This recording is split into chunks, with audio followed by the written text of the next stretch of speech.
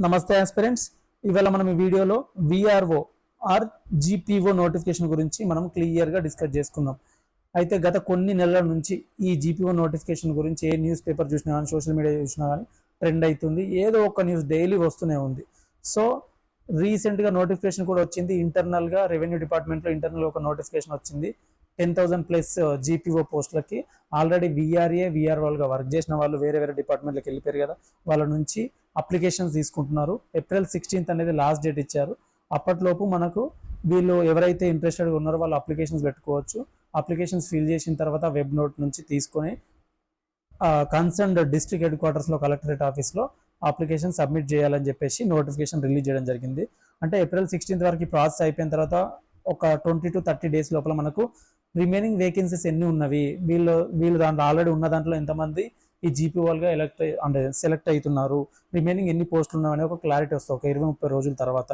So అప్పుడు మనకి ఏంటంటే డైరెక్ట్ రిక్రూట్మెంట్ కోసం ఒక నోటిఫికేషన్ వచ్చే ఛాన్సెస్ కనబడుతుంది. గవర్నమెంట్ కూడా చెప్పింది రిమైనింగ్ పోస్టులను డైరెక్ట్ రిక్రూట్మెంట్ ద్వారా నోటిఫికేషన్ ద్వారా నిరుద్యోగులతో ఫిల్ చేస్తామని చెప్పడం జరిగింది.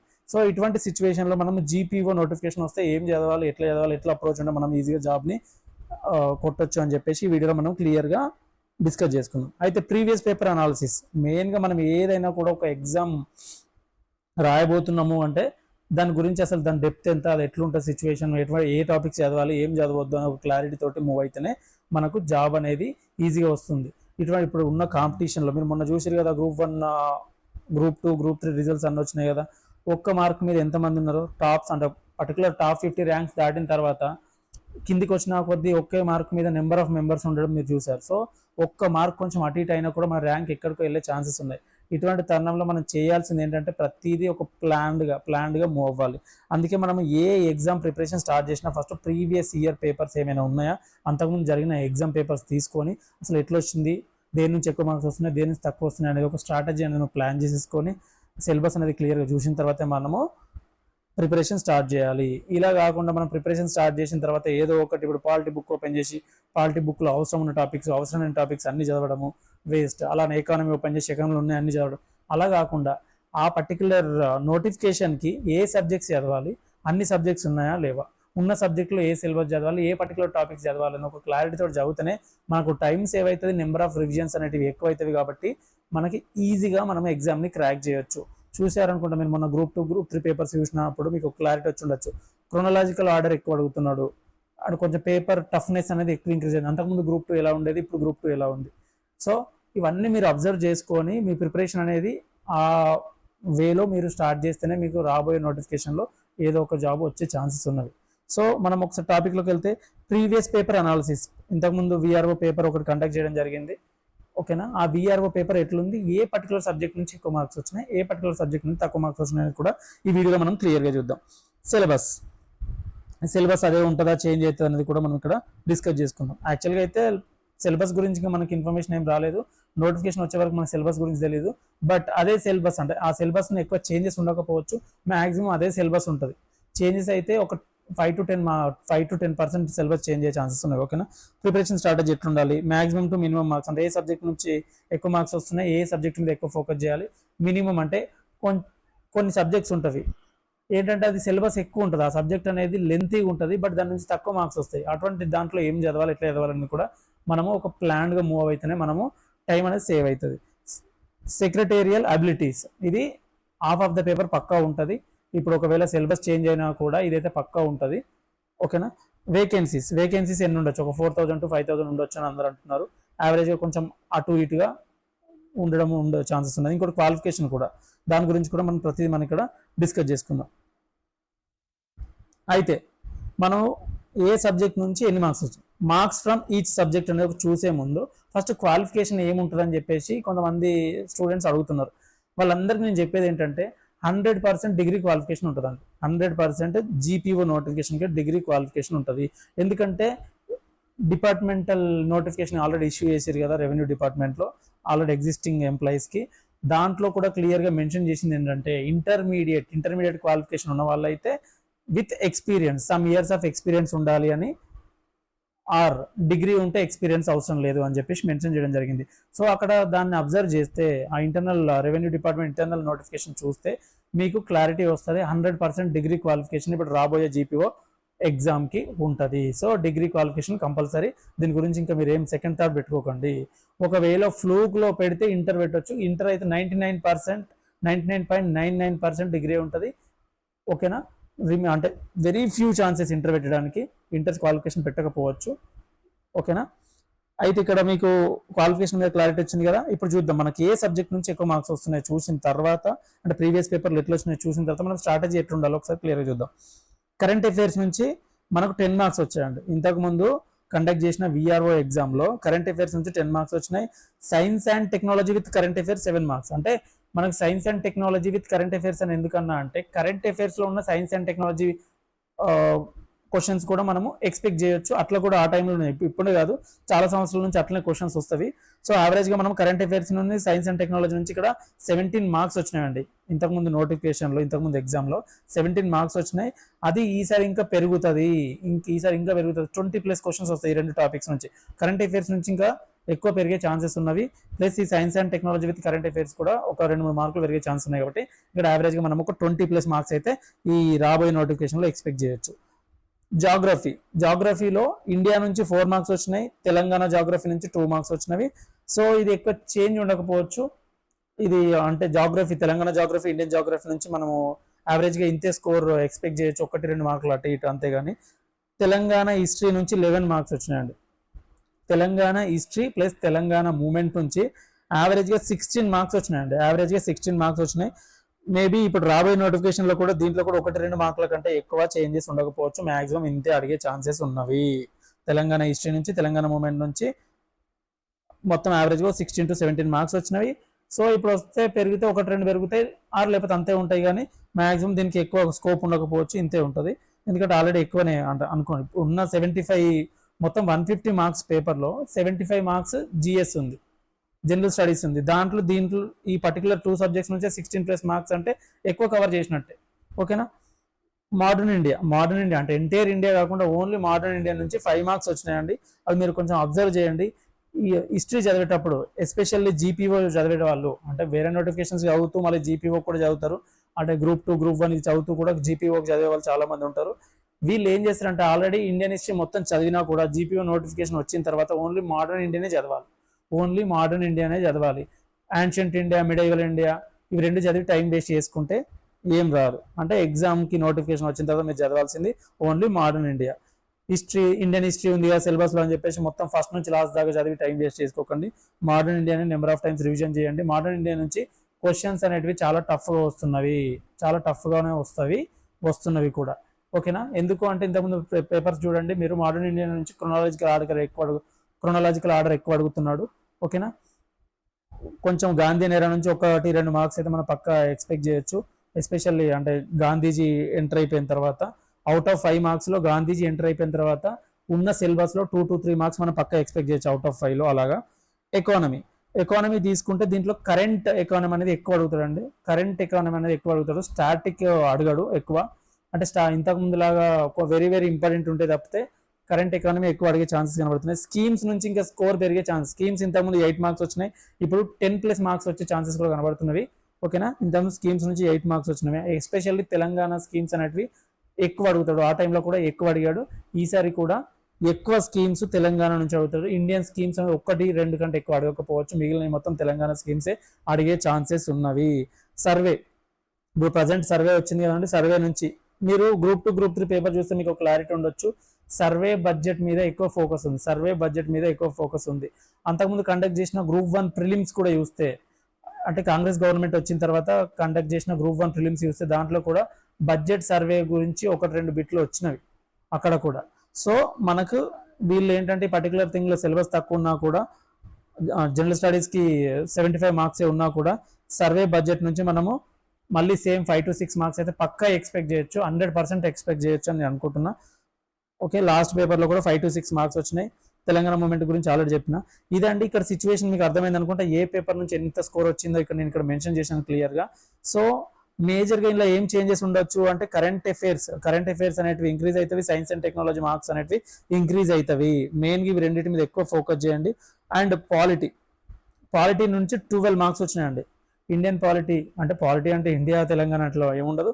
పాలిటీ నుంచి 12 మార్క్స్ వచ్చినవి. ఓకేనా, ఇక్కడ మీకు క్లియర్గా చూస్తే మేజర్ ఏ సబ్జెక్ట్ నుంచి ఎక్కువ వచ్చినా మీకు క్లారిటీ వస్తుంది. సో ఇప్పుడు రాబోయే ఎగ్జామ్లో ఎట్లా అడగవచ్చు, డెమోగ్రఫీ మీద ఎక్కువ క్వశ్చన్స్ అడుగుతున్నాడు. ఎకానమీలో డెమోగ్రఫీ అని చాప్టర్ ఉంది కదా, జనాభా గురించి, దాని నుంచి క్వశ్చన్స్ ఎక్కువ వస్తున్నాయి. ఫర్ ఎగ్జాంపుల్ ఎకానమీ నుంచి ఒక 5 మార్క్స్ అడిగిన అనుకోండి, ఒక 5 మార్క్స్ వస్తుందని ఎక్స్పెక్ట్ చేస్తే డెమోగ్రఫీ నుంచి అట్లీస్ట్ 1 మార్క్ అయితే ఎక్స్పెక్ట్ చేయొచ్చు, 1 to 2 మార్క్స్ అయితే మనం ఎక్స్పెక్ట్ చేయొచ్చు. Demography, initial GDP, GNP, national income చాప్టర్లో మేజర్ డెఫినేషన్స్ కరెక్ట్గా చూసుకోండి. మేజర్ డెఫినేషన్స్ మొత్తం చాప్టర్ అంతా ఓపెన్ చేసి బట్టి పట్టడం కాదు. మేజర్ డెఫినేషన్స్, ఆ హెచ్డిఐ, అదే హ్యూమన్ డెవలప్మెంట్ ఇండెక్స్ గురించి, ప్లస్ గ్రోత్ డెవలప్మెంట్ గురించి, ఇవి మేజర్ డెఫినేషన్. కాన్సెప్చువల్ క్లారిటీ తెచ్చుకోండి. కాన్సెప్చువల్ క్లారిటీ అంటే సబ్జెక్ట్ని బట్టి పట్టకుండా కాన్సెప్ట్ అర్థమైతేనే అక్కడ వాళ్ళ స్టేట్మెంట్స్ అంటే 100% పేపర్ టఫ్గానే వస్తుంది. గ్రూప్ 3 పేపర్ కంటే ఎక్కువ వస్తుంది, గ్రూప్ 2 పేపర్ లాగా వచ్చే ఛాన్సెస్ కనబడుతుంది.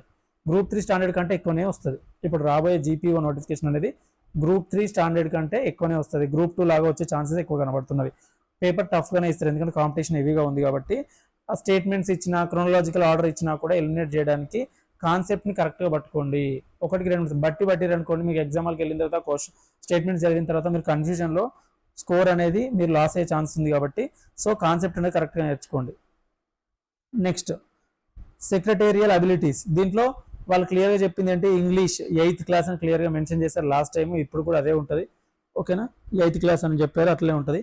కానీ reasoning, numerical and arithmetic abilities అని ఉంది కదండి, దీంట్లో ఈ 3 సెక్షన్లలో ఏవైనా 2 సెక్షన్లు టఫ్ ఇచ్చే ఛాన్సెస్ కనబడుతున్నాయండి. అవుట్ ఆఫ్ ఈ 3 సెక్షన్స్లో మనకు ఏవైనా 2 సెక్షన్స్ అనేవి టఫ్ వస్తే ఒక సెక్షన్ అనేది ఈజీగా వస్తుంది. మీరు ఇక్కడ చేయాల్సిన స్ట్రాటజీ ఏంటంటే ఈచ్ అండ్ ఎవ్రీ క్వశ్చన్ మీరు పక్కా చూడాలి. మీరు ఆన్సర్ వస్తే పెట్టండి, లేకపోతే లేదు, కానీ లాస్ట్కి ఏదో ఒకటి బబ్బులు చేస్తాము రాకపోతే కానీ ఈచ్ అండ్ ఎవ్రీ క్వశ్చన్ చూస్తే ఈజీగా మీకు వచ్చే క్వశ్చన్ ఏదైతే ఉందో దాన్ని మాత్రం మీరు విడిచిపెట్టద్దు. అండ్ సెక్రటేరియల్ అబిలిటీస్ మీద కరెక్ట్గా ఫోకస్ చేస్తే, మీరు జిఎస్ మీద ఎంత ఫోకస్ చేస్తారో జిఎస్ కంటే ఎక్కువ ఈ పేపర్ మీద ఫోకస్ చేసిన వాళ్ళకి 100% జాబ్ వస్తుంది. ఈ న్యూ ఎంట్రెంట్స్ ఎవరైతే ఉన్నారో, ఇప్పుడు రీసెంట్గా మేము పాస్డ్ అవుట్ అయినామో, మేము గ్రూప్ 2 గ్రూప్ 3 సరిగ్గా రాయలేదు, ఆర్ ఇంకొక 10 మార్క్స్ 5 మార్క్స్ మా గ్రూప్ 2 అని గ్రూప్ 3 అని పోయే ఛాన్సెస్ ఉన్నాయి అనుకున్న ఇటువంటి వాళ్ళు ఎవరైతే ఉన్నారో వాళ్ళకి ఆల్రెడీ జిఎస్ స్ట్రాంగ్గా ఉంటారు కాబట్టి ఈ సెక్రటేరియల్ అబిలిటీస్ మీద ఎక్కువ ఫోకస్ చేయండి. సెక్రటేరియల్ అబిలిటీస్ ఎందుకు చెప్తున్నా అంటే దీనిలో 75కి 60+ మార్క్స్ తెచ్చుకున్న వాళ్ళు 100% రేస్లో ఉంటారు.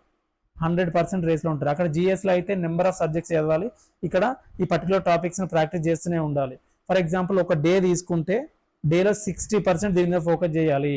ఆల్రెడీ మంచి ఎస్టాబ్లిష్డ్ జిఎస్ ఆల్రెడీ కంప్లీట్ అయిన వాళ్ళు డేలో ఇప్పుడు 100లో 60% ఫోకస్ దీని మీద ఉండాలి, 40% జిఎస్ మీద ఉండాలి. మీరు జిఎస్ ఎంతనే చదవండి, ఇది మాత్రం మార్క్ మై వర్డ్స్, జిఎస్ మీరు ఎంతనే చదవండి, ఆల్రెడీ మీకు ఇప్పుడు మోడర్న్ ఇండియానే తీసుకోండి, ఆ క్వశ్చన్స్ అనేవి మీకు యాజ్ మీరు ఎక్స్పెక్ట్ చేసినట్టు రావు. ఎంత చదివినా కూడా మీరు చదివిన నోట్స్లలోకి వెళ్ళి కావచ్చు, టెక్స్ట్ బుక్లలోకి వెళ్ళి కావచ్చు, రావు. అంటే డైరెక్ట్గా ఇండైరెక్ట్గా మీ నాలెడ్జ్ని యూజ్ చేసుకొని మీరు ఆన్సర్ చేస్తారు, ఎందుకంటే ఎక్స్పీరియన్స్ ఉంటుంది కాబట్టి. దీన్ని ఎలిమినేట్ చేసి ఏది ముందుంది ఏది వెనకాల ఉందని ఒక ఎక్స్పీరియన్స్ తోటి ఎలిమినేట్ చేస్తారు, కానీ 100% మీరు చదివిన బుక్లలోకి వెళ్ళి రావు. సో కరెంట్ అఫైర్స్ మీద గట్టిగా ఫోకస్ చేసి, పాలిటీ అనేది వెరీ ఇంపార్టెంట్, ఎందుకంటే easy subject, easy scoring. Current affairs, polity, ఎకానమీలో సర్వే, బడ్జెట్, స్కీమ్స్, వీటిని గట్టిగా గ్రిప్ తెచ్చుకోవాలి. సైన్స్ అండ్ టెక్నాలజీ ఉంది కదా, ఇవి అంటే కరెంట్ అఫైర్స్ అంటే with science and technology. Science bits అయితే బాగా వస్తాయి.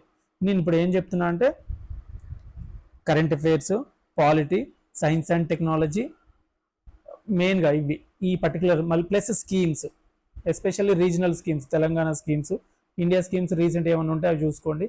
వీటిని బేస్ చేసుకొని విలేజ్ లెవెల్ స్కీమ్స్ ఏమైతే ఎక్కువ ఉంటాయో, ఇండియా స్కీమ్స్ ఏవైతే, ఫర్ ఎగ్జాంపుల్ ఎంజీ నరేగా అంటే Mahatma Gandhi National Rural Employment Guarantee Programme ఉంది కదా, అది ఆ యాక్ట్ ఎప్పుడు వచ్చింది ఏంటి, అటువంటివి ఎక్కువ అడుగుతాడు అన్నట్టు. ఆ పర్టికులర్ రూరల్ బ్యాక్గ్రౌండ్ స్కీమ్స్ ఏమైతే ఉంటాయో అటువంటివి ఎక్కువ అడుగుతాడు. సో ఇవి చెప్పిన 3-4 జిఎస్లో గట్టిగా ఫోకస్ చేయాల్సినవి ఇవి.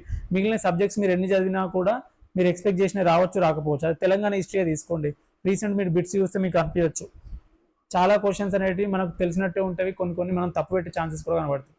సో మనము జిఎస్లో ఎక్కువ ఫోకస్ చేయాల్సినవి ఆ 3-4, ఇప్పుడు ఇంతకుముందు చెప్పిన 3-4 ఎక్కువ ఫోకస్ చేయండి.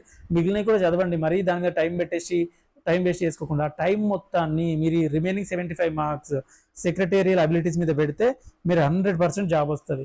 ఈ న్యూ ఎంట్రెంట్స్ ఎవరైతే ఉన్నారో, మా జిఎస్ కూడా చక్కగా కంప్లీట్ కాలేదు అనుకున్న వాళ్ళు 80% టైంని, అవుట్ ఆఫ్ 100లో 80% టైంని మీరు సెక్రటేరియల్ అబిలిటీస్ మీద పెట్టండి. ఈ పర్టికులర్ పేపర్ అంటే హాఫ్ ఆఫ్ ద పేపర్ ఇదే ఉంది కాబట్టి 75లో మేబీ సిలబస్ చేంజ్ అయినా కూడా ఒక 5 మార్కులు 10 మార్కులు డిఫరెన్స్ రావచ్చు, కానీ పక్కా ఇదైతే ఉంటుంది. ఇంగ్లీష్ పక్కా ఉంటుంది, రీజనింగ్ పక్కా ఉంటుంది, అర్థమెటిక్ అబిలిటీస్ అనేది పక్కా ఉంటుంది. ఇవైతే చేంజ్ చేయరు. ఎందుకంటే మీరు గ్రూప్ 2 చూడండి, గ్రూప్ 3 చూడండి, దాంట్లోనే మనకు ఆల్మోస్ట్ ఒక 50 మార్క్స్ అనేది ఇచ్చారు. అటువంటిది ఈ పేపర్లో పక్కా ఇస్తారు. మీరు గ్రూప్ 4 ప్యాటర్న్ లాగానే ఎక్స్పెక్ట్ చేయొచ్చు దీన్ని కూడా. మనం గ్రూప్ 4 పేపర్ ఒకసారి తీసుకొని చూడండి, దాంట్లో కొంచెం అది కూడా మీకు క్లారిటీ వస్తుంది, సెకండ్ పేపర్ ఎట్లుంది ఏంటి అనేది. సో ఇలా ప్లాన్ చేసేసుకుంటే, అంటే నేను చెప్పేది ఏంటంటే సెక్రటరీ అబిలిటీస్ అనేది కొత్తగా వచ్చిన వాళ్ళైతే దీని మీద ఎక్కువ ఫోకస్ చేసేసి నేను చెప్పిన 4 టాపిక్స్, కరెంట్ అఫైర్స్ ఏవైతే ఉన్నాయో, సైన్స్ అండ్ టెక్నాలజీ, స్కీమ్స్, ఎకానమీలో బడ్జెట్ సర్వే, ఇటువంటివి డైనమిక్ పోర్షన్ ఎక్కువ మీరు ఫోకస్ చేసేసి స్టార్టింగ్లో ఇంపార్టెంట్గా చదువుకుంటే సరిపోతుంది. దీంతో మీరు పక్కా రేస్లో ఉంటారు.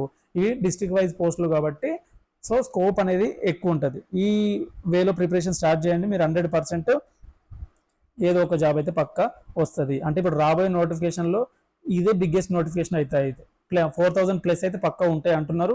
చూద్దాం మరి ఏమవుతుందో, మనకు అక్కడ సిచ్యువేషన్స్ ఏంటో తెలియదు. కానీ సో దాని మీద ఎక్కువ మనం ఈ నోటిఫికేషన్ మీద ఫోకస్ చేసి ఏదో ఒక జాబ్ వస్తుంది, దాన్ని పెట్టుకొని మీరు మంచి గట్టిగా చదువుకుంటే ఇప్పుడు రాబోయే గ్రూప్ 2 కావచ్చు, గ్రూప్ 3 కూడా అవి కూడా రావచ్చు. ఓకేనా. Current plan, focus on current affairs already చెప్పిన. పాలిటీలో ఎక్కువ క్వశ్చన్స్ వస్తుంది, అంటే తక్కువ వచ్చినా కూడా పాలిటీ నుంచి మనం ఎక్స్పెక్ట్ చేసిన క్వశ్చన్స్ వస్తే మనం కరెక్ట్ పెట్టొచ్చు. రిమైనింగ్ సబ్జెక్ట్స్ లా కాదన్నట్టు పాలిటీ అనేది. ఎకానమీ బడ్జెట్ సర్వే ఆల్రెడీ చెప్పినట్టు, దాంట్లో ఎస్పెషల్లీ డెమోగ్రఫీ, స్కీమ్స్, తెలంగాణ పోర్షన్లో ఎక్స్క్లూజివ్గా హిస్టరీకి మూమెంట్ నుంచి తక్కువ మార్క్స్ వస్తాయి, మూమెంట్ నుంచి ఇంపార్టెంట్వే చూసుకోండి. ఓకేనా. మోడర్న్ ఇండియా మీద ఒక 5 మార్క్స్ వచ్చే ఛాన్సెస్ ఉన్నాయి, ఇంకా పెరిగితే ఒక 1 మార్క్ కూడా పెరగవచ్చు. క్రోనలాజికల్ ఆర్డర్ వేలో చదువుకోండి. క్రోనలాజికల్ ఆర్డర్ ఏది చదివినా కూడా ఇయర్స్ గుర్తుంచుకోవడానికి ప్లాన్ చేయండి, డేట్స్ గుర్తుంచుకోవడానికి ప్లాన్ చేయండి. కావాలని చిన్న తప్పులు ఇస్తున్నాడు క్వశ్చన్స్లో. ఫర్ ఎగ్జాంపుల్ September 16th అనుకోండి, September 15th అని ఇవ్వడము, ఇయర్ 1932 అనుకోండి, 1931 ఇవ్వడం, ఇలాంటివి చేస్తున్నాడు. చిన్న మిస్టేక్స్ ఇచ్చేసి ఎలిమినేట్ చేయడానికి. మీరు కరెక్ట్గా క్వశ్చన్ని ఒక నెగిటివ్ వేలో చూస్తేనే మీకు ఆన్సర్ తెలిసిపోయేటట్టే ఉన్నది. సెక్రటేరియల్ అబిలిటీస్ మీద ఎక్కువ ఫోకస్, అంటే ఈ కరెంట్ ప్లాన్ ఇట్లా చేసుకొని మీరు ప్రిపరేషన్ స్టార్ట్ చేయండి. ఏదో నోటిఫికేషన్ వచ్చిన తర్వాత నేను చదువుతా అంటే మాత్రం 100% మీకు జాబ్ రాదు. సో ఈ సిచ్యువేషన్స్ని, ఇప్పుడు ఏం లేదు కదా, ప్రెషర్ లేని టైంలో మీరు చదివితే ఏంటంటే మీ బ్రెయిన్కి మంచిగా ఎక్కుతుంది. తర్వాత మీరు చేసేది రివిజన్ లానే ఉండాలి. మీరు అదే టైంలో ప్రిపరేషన్ స్టార్ట్ చేస్తే అప్పుడు మీకు టెన్షన్లో తక్కువ టైంలో అన్ని స్పీడ్గా చదవాల్సి ఉంటుంది, కరెక్ట్గా ఎక్కకపోవచ్చు. సో ఈ స్ట్రాటజీని ఫాలో అవ్వండి. న్యూ కమర్స్ అయినా, ఆల్రెడీ చదివిన వాళ్ళు, ఎగ్జిస్టింగ్ వాళ్ళైనా కూడా ఎక్కువ మీరు ఫోకస్ చేయాల్సింది సెక్రటేరియల్ అబిలిటీస్ గురించి. నెంబర్ ఆఫ్ ఎగ్జామ్స్ రాయండి, నెంబర్ ఆఫ్ ఎగ్జామ్స్ రాస్తేనే మీరు అనుకున్నది క్లియర్ చేయగలుగుతారు. ఓకేనా. ఈ వీడియో నచ్చినట్లయితే లైక్ చేయండి, షేర్ చేయండి, సబ్స్క్రైబ్ చేయండి, కామెంట్ చేయండి. నా ఇన్స్టాగ్రామ్ ఐడి టెలిగ్రామ్ ఐడి నేను డిస్క్రిప్షన్లో ఇచ్చిన. ఇంట్రెస్ట్ ఉన్న వాళ్ళు ఫాలో అవ్వచ్చు. Thank you so much.